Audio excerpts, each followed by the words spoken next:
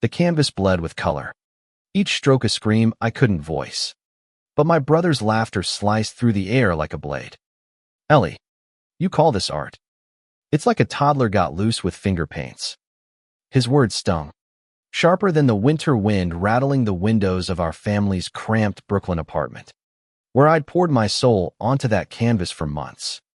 I was 35, single, and still chasing a dream most people, especially my older brother, Mark, thought was a childish fantasy. Mark, 40, married, with a corner office and a life that screamed success, had always been the golden child. Our parents' pride, their North Star. Me, I was the dreamer, the one who wasted her degree on art instead of a real job. That night, as Mark's mockery echoed in our childhood home, I clutched my paintbrush until my knuckles whitened, vowing to prove him wrong. Our parents' living room was a battlefield of old wounds. Mark had stopped by for dinner, a rare visit since he'd moved to Manhattan with his perfect wife, Claire, and their perfect life. I'd been nervous to show him my latest Paisea vibrant, abstract explosion of blues and golds inspired by our late mother's love for the ocean. I thought, maybe this time, he'd see me. But his laughter, cold and dismissive, shattered that hope. Ellie, grow up, he said, sipping his wine. This stuff won't pay the bills. Why don't you get a real job like Claire did? She's curating at a gallery now. You know. Claire. The name alone twisted my gut. She wasn't just Mark's wife. She was the woman who'd once been my best friend until she'd chosen him over me, over our late-night talks about art and dreams. Now, she was a curator at a small gallery in Soho, and I was still the failure painting in my parents' attic. Maybe Claire could give you a pity slot at her gallery, Mark added, smirking. If she thinks this isn't too juvenile. I wanted to scream, to tell him how I'd spent years honing my craft, how every rejection from galleries felt like a punch to the soul. But I didn't. I never did. Instead, I mumbled an excuse and fled to the attic, where my easel waited like a loyal friend. The canvas stared back, unfinished, a mirror of my insecurities. Was Mark right? Was I chasing a childish dream? That night, I painted until dawn, each stroke fueled by rage and desperation. I didn't know then that a single email, sitting unread in my inbox, would change everything. It was from the Metropolitan Gallery, not Claire's little Soho spot, but the Metropolitan, the holy grail of the art world. They'd seen my portfolio, submitted on a whim months ago, and wanted to feature my work in their upcoming exhibit, New Voices in American Art. My heart stopped. This wasn't just a chancey, it was the chance. But doubt crept in, cold and heavy. What if my work wasn't good enough? What if Mark was right? I didn't tell anyone, not Dad, not my best friend, Lila, and definitely not Mark. I couldn't bear the thought of his smug dismissal if I failed. So, I kept it secret, pouring every ounce of myself into preparing for the exhibit. I painted like my life depended on it, because in a way, it did. Weeks passed in a blur of paint and sleepless nights. Lila, my rock, noticed the change in me. Ellie, you're glowing, she said one evening over coffee at our favorite diner. What's going on? I hesitated, then spilled everything: the email, the exhibit, my fear of failing. Lila's eyes lit up. This is huge. You're going to blow them away. And Mark, he's going to eat his words. Her confidence buoyed me, but Mark's voice still haunted my thoughts. Every time I picked up a brush, I heard his laughter, his childish jab. I channeled it into my work, letting the pain fuel my art. The piece I was preparing for the Met was my boldest yet a massive canvas of swirling reds and purples, a chaotic dance of grief and hope inspired by Mom's battle with cancer. It was raw, unapologetic. Me. The night before the exhibit, I stood in the attic, staring at the finished piece. My hands trembled. This was a moment I'd been waiting for my entire life. I didn't know if I was ready, but I knew I couldn't back down. Not now. Not when the Metropolitan Gallery had chosen me. The Metropolitan Gallery loomed like a cathedral of dreams, its marble columns gleaming under the New York skyline. I arrived early, my heart pounding as I watched curators hang my painting in the main hall. It looked different under the gallery's golden lights, bigger, bolder, like it belonged. I wore an emerald dress Lila had insisted I buy, saying it made me look like a goddess of art. I felt anything but divine, my stomach churning with nerves. What if no one came? What if they hated it? The other artists milled about, their confidence intimidating. They were younger, edgier, with resumes that screamed prestige. I was just Ellie, the Brooklyn nobody who'd spent her life painting in an attic. The gallery filled quickly collectors, critics, art lovers in sleek suits and glittering dresses. I lingered near my piece, trying to blend into the crowd.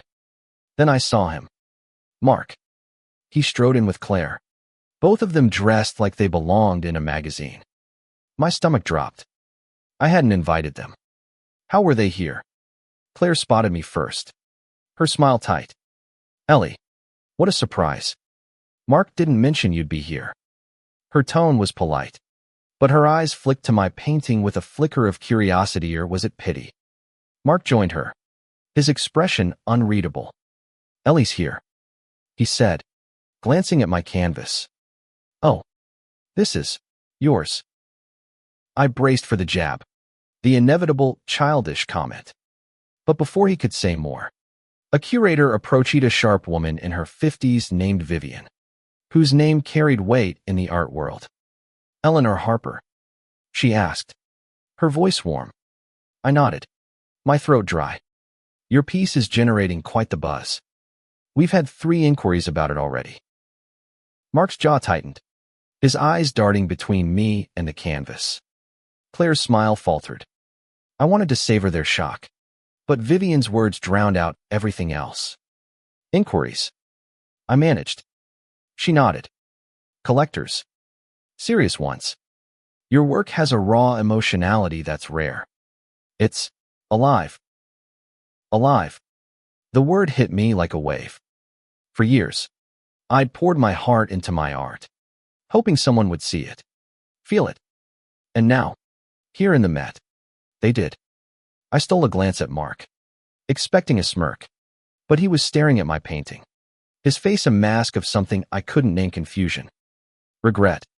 The evening blurred into a whirlwind of handshakes and praise. Critics called my work revolutionary, a bold new voice. A collector from London offered a 5-figure sum on the spot. I could barely process it. Me, Ellie Harper, the girl Mark called Childish, was selling art at the Metropolitan Gallery. As the night wore on, I overheard Mark talking to Claire near the bar. I didn't know she had it in her, he said, his voice low. All this time, I thought. He trailed off, and Claire touched his arm, her expression unreadable. For the first time, I saw a crack in Mark's armor, a flicker of doubt in the brother who'd always been so sure of himself. I should have felt triumphant, but instead, a pang of sadness hit me. Mark wasn't just my critique, was my brother, the one who'd carried me on his shoulders as kids, who'd promised to protect me after Mom died. Somewhere along the way, we'd lost each other. His mockery wasn't just cruelty. It was his way of coping with a world that praised him while ignoring me. I approached them, my heart racing. Mark, I said softly. He turned, his eyes meeting mine. For a moment, we were just Ellie and Mark, not the artist and the skeptic.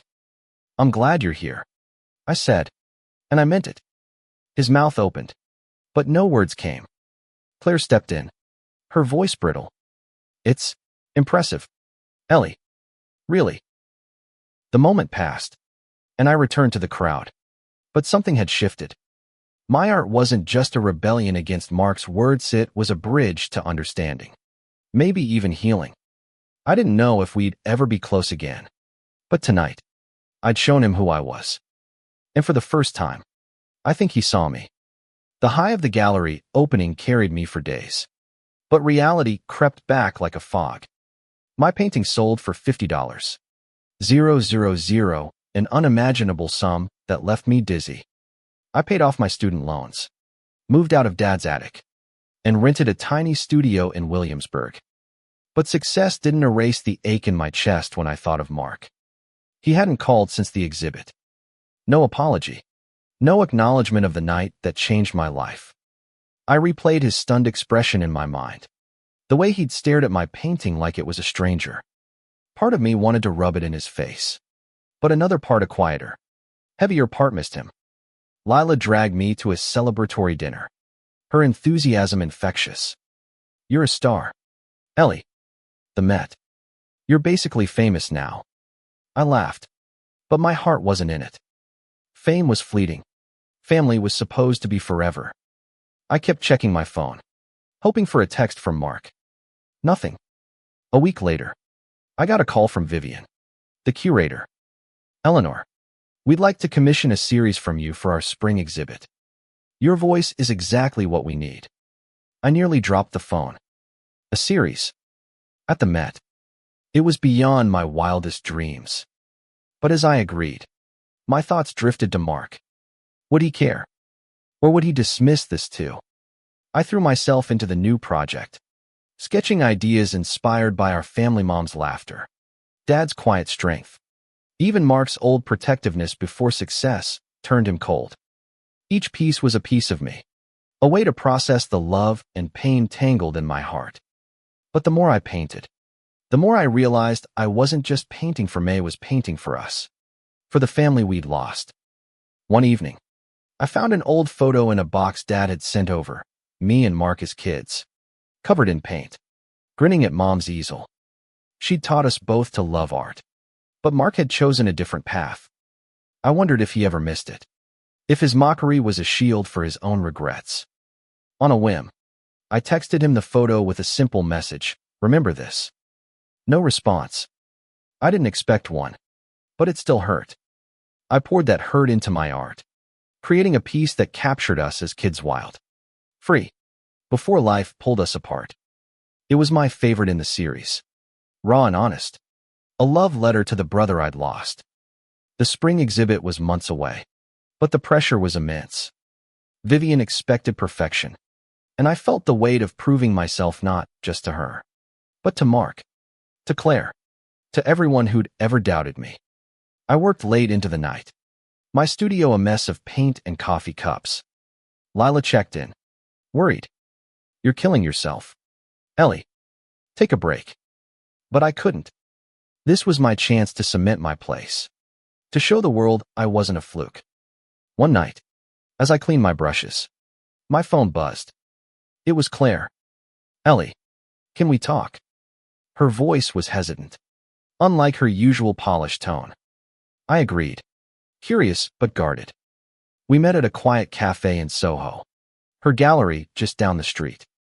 She looked tired, her perfect facade fraying at the edges. "I saw your work at the Met," she said, stirring her coffee. "It was incredible. I didn't realize how much you'd grown as an artist." I waited, sensing there was more. Mark's been different since that night. Quieter. "I think he's struggling with how he treated you." Her words hit hard. Mark. Struggling. The golden boy who always had it together. I didn't know what to say. Claire leaned forward, her eyes searching mine. "He's proud of you, Ellie. He just doesn't know how to say it." I wanted to believe her, but years of his dismissal made it hard. Still, her words planted a seed of hope, fragile but real. Claire's words lingered like a half-finished painting, vivid but incomplete.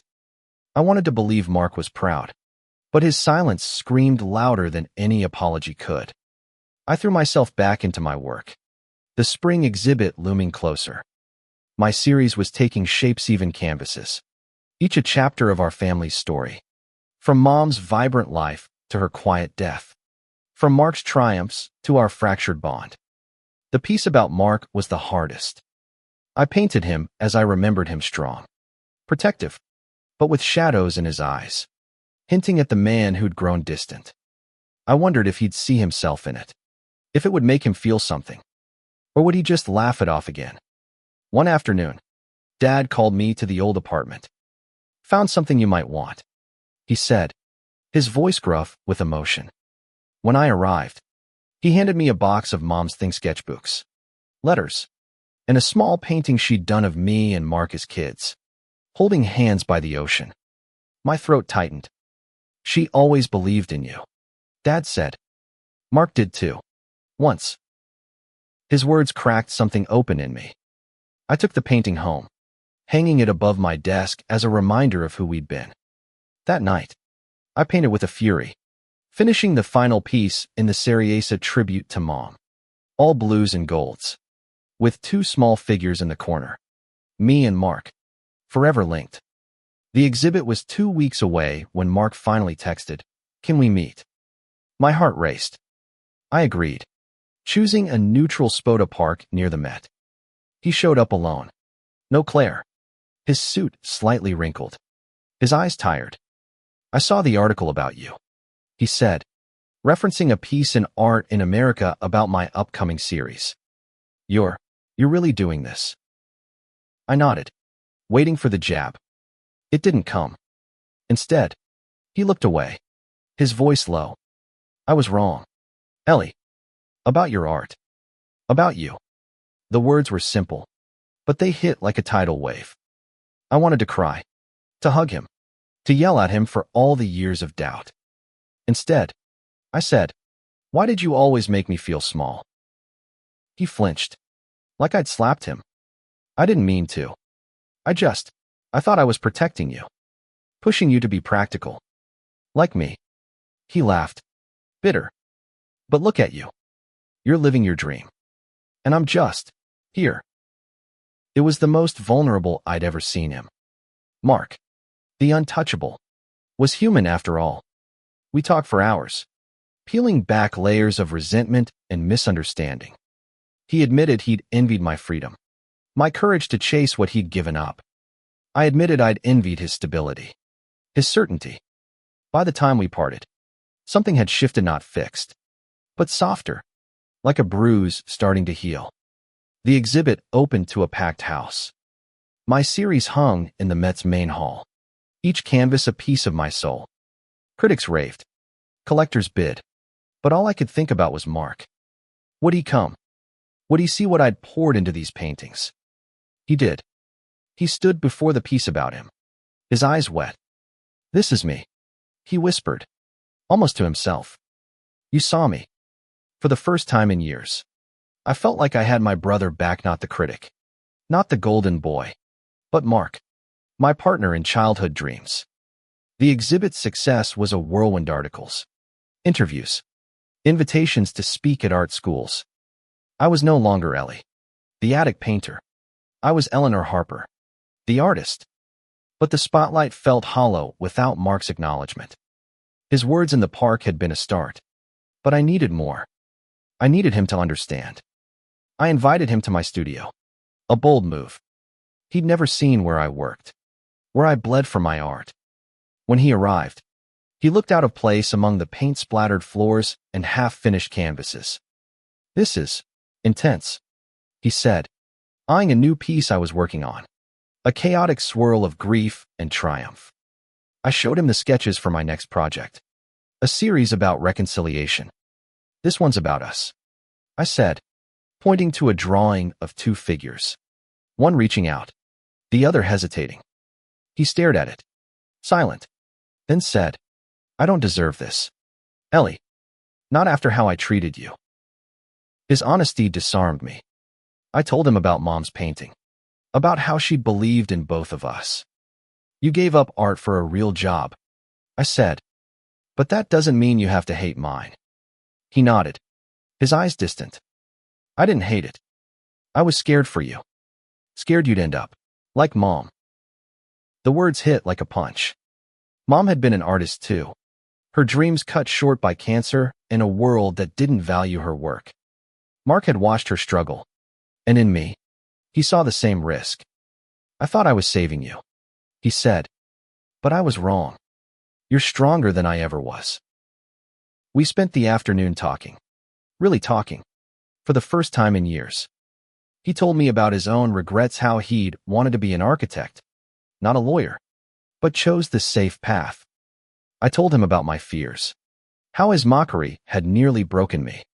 By the time he left, we weren't fixed, but we were trying. The weeks that followed were a blur of work and healing. I painted with a new purpose, each stroke a step toward forgiveness. Mark started texting more small things, like a photo of a sunset he thought I'd like, or a link to an art article.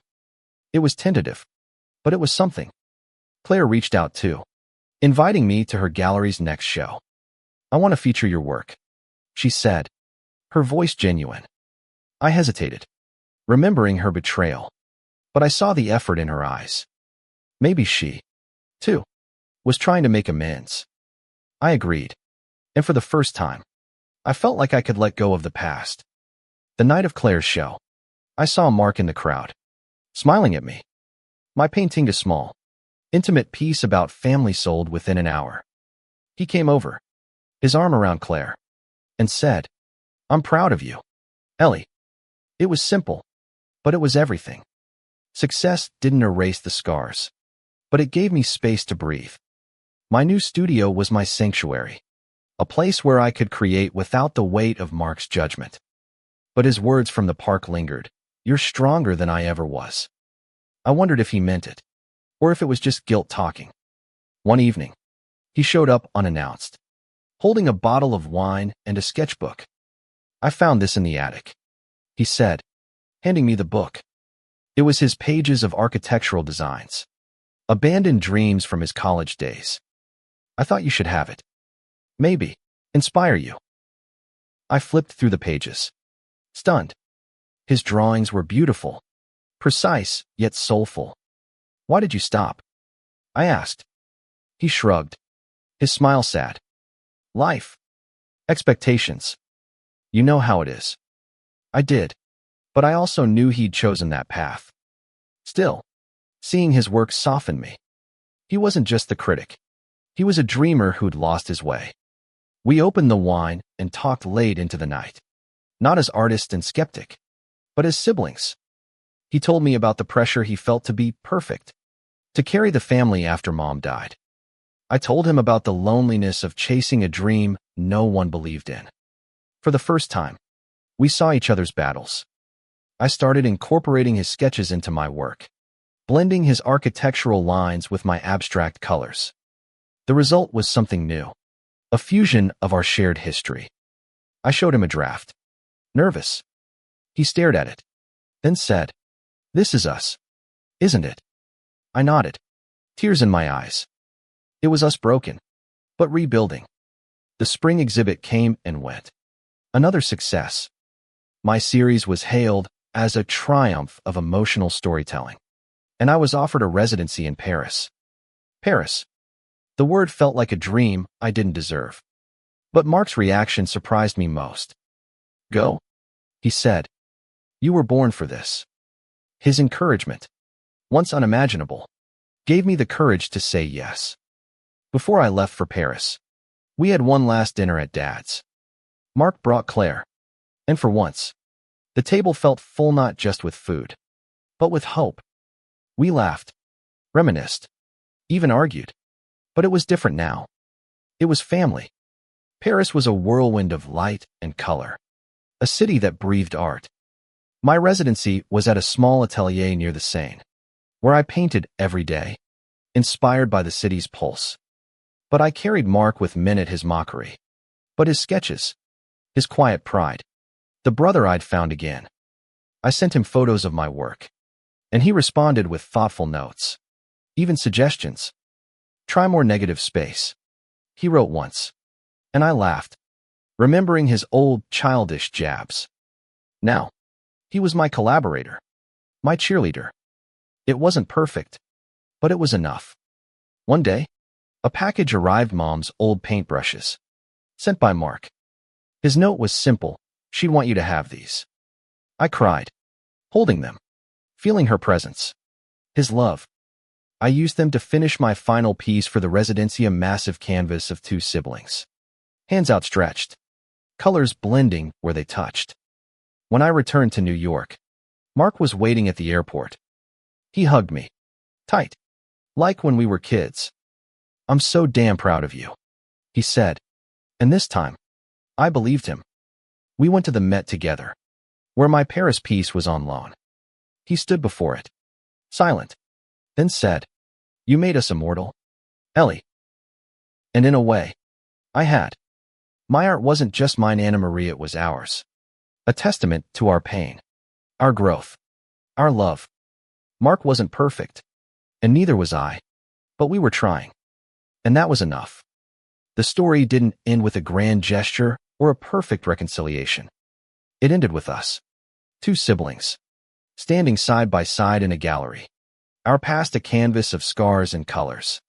Our future unwritten but full of possibility. I'd proven him wrong, not by destroying him, but by showing him who I was. And in doing so, I'd found my brother again.